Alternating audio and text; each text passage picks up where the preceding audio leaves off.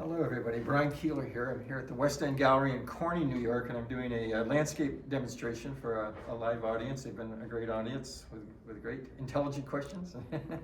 And I'm doing a painting of a scene over Seneca Lake near Burdett, New York. The name of this road is the Ball Diamond Road. And I've been painting Seneca Lake for many years, 20 or 30 years, but for whatever reason I just recently discovered this road and I painted this scene, but I'm doing a different season. I've never painted it in winter that I can think of, and it's certainly not at this time of day, so it's a different time of day in winter. And I'm doing a different format. This is a 30 by 36 oil on linen that's glued to a panel, a masonite panel. And it's the golden hour, late afternoon. And I've been working here about 2 hours, and I've just generally developed the painting in very general terms. And to recap some of the things that I was thinking about, the first decision that I make is where the horizon line is and where the eye level is. And it's different than the photograph. I'm working from a photograph on my iPad. In that photograph, it was kind of up here, so I made that decision of the division of space between the sky. And then I talked about these dynamic points of where the composition is centered. And this road here is certainly an element that leads the eye down here. But of course the farmscape here, this wonderful 19th century farm here. And then the sun is maybe the main actor. And this will go through many changes and variations as it goes along. The sky, however, I invented, but it's based on observation and looking at clouds and painting clouds and looking at other artists' versions of clouds.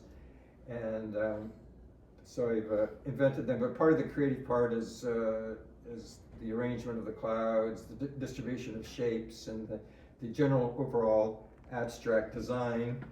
And in terms of color, I started with this golden color of the sky, but I mentioned that I'm thinking of it in terms of value of light and dark, distribution of shapes. And then there was a little bit of perspective issue here with the farm here. I just generally blocked them in, and I just learned that this, it was just a dark mass in the photograph, but I see that there's a perspective line here. And unlike today where buildings can go any which way, back in the 19th century, everything was basically put on a grid, which made it easier for us painters because the perspective lines were all similar. But now contractors putting buildings, they're always being creative, I guess. But if you look at that painting there, if you could go over to this allegorical one, I've invented the townscape there, but it's on a perspective grid. It's kind of a curvilinear perspective, but all the buildings are within the same perspective scheme or plan. Okay, so that's my recap. Would anybody like to comment or share anything that you learned about today? Don't be shy, but if you feel like saying something. This lady here, maybe if you come over here, Jesse, I think you wanted to say something? Well, it's just, it helped a lot to see how you worked with the ground, that it was neutral, and then work both ways from it. Okay. And I've had trouble with that, so that's very helpful. Oh, good. Yeah, that's a good point. So she mentioned that the ground is kind of a middle tone, and then, like she said, I work both ways. I go lighter and darker, so the tone of the canvas is a middle tone. So anybody else feel inspired? How about you, Carlton? Do you always work for the middle tone, bring it forward and aft? You mean for the tone of the canvas? Correct. Usually, yeah. I usually go for a middle tone. This is kind of a lavenderish color. You can see it there, a muted mauve, but other times I use other colors, but generally that kind of mid value. Okay, this lady here is... If you show the picture you started with on iPad, you made this your own and made a lot of changes and designed this yourself. So it's a lot different than that photo and made it your own. Yeah, well, thank you. Yeah, the photograph just kind of supplies a basic point of departure, a starting point. And I try to draw it like I see it, but I can still use my artistic license and change things or move things around. I mentioned the sun, it happens to be in this position, but sometimes I'll move the sun because it's kind of a main thing. The more important thing is that it works in the composition rather than adhering to what it was in the photograph, and so that's the consideration there. Yeah, okay. So you taught me today that I should fix my mistakes as I go along and not wait till the end, because I've made that mistake plenty of times. So now I do get, yeah, I'm supposed to be drawing it, and then I can change it sooner than later. Right, yeah. Yeah, I did mention that. I'm sitting here while I'm painting, but it's probably better to stand, and the idea is to continually get back from your work, to appraise your work so you can see these mistakes before they become more of problematic, because they get more difficult to change and we find ourselves more reluctant to change them And I'm because mad we at spent myself more when I wait. It's like, why did I do that? yeah. So and then there's another helpful thing in my studio in Pennsylvania anyway. I have a large mirror behind my back, so I can continuously look at the painting in reverse. It's very helpful to get a fresh look, because we're always trying to get a fresh look. It's the same with other arts like writing. You need to get away from your work for a while. You come back and say, oh, I can't believe that I wrote that.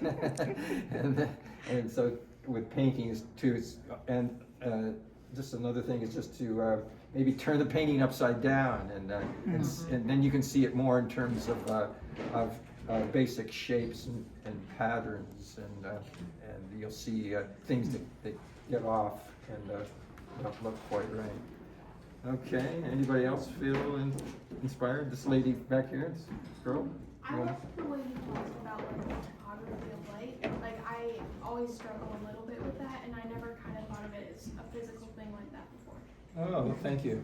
Yeah, that was kind of a term that I've come up with that I like to apply to my paintings, is the topography of light. So the light is describing the topography here. You can see it here with the slant of the bank of the road here, and then the tilt of the field here with the snow on it there. It makes movement in your painting. What's that? I like your movement in your painting. Oh. A lot of people that have painted roads before, you don't see this. It's because that's why I'm so like perspective lines, and like you said, you're getting movement in the painting, which you can use lights and darks and shadows. One teacher that I followed, she said, if you don't have enough light and shadows, you don't have a good painting. Yeah. She's a very blunt lady, Okay. which I appreciate. Yeah, well, that's always good to. And you've inspired me to now go spend more money and buy some oils. I don't know how my husband will feel about that. But thank you, Brian. All right, you're welcome. Yeah, so the road here is another topography thing, kind of coming up here with the road lines. And, I like the shadow. See, like how you went with which I've noticed with your shadows, you're staying in the same so you started light, I saw you mixing, and then you said there's a shadow. So you're still in that same family of color, but you're going 1, 2, 3, whatever, like, because for that shadow. And it brings so much depth to it. I love shadows, so I like playing with shadows, because I think shadows brings a lot of depth to a painting. It makes it feel alive. So what you're talking about, I just started generally to block them in here, this cast shadows from the sun here. You can see them over here, across here, and they'll be shaped or articulated more as I go along. So this is my demo here, and the show, I'm having a one-man show here. It goes till April 23rd. It's a combination of landscapes and new allegorical paintings, and I think this is my 34th year here at the gallery. So it's a long, very productive run at this wonderful gallery in Corning. So that's it. Thanks so much. Cheers.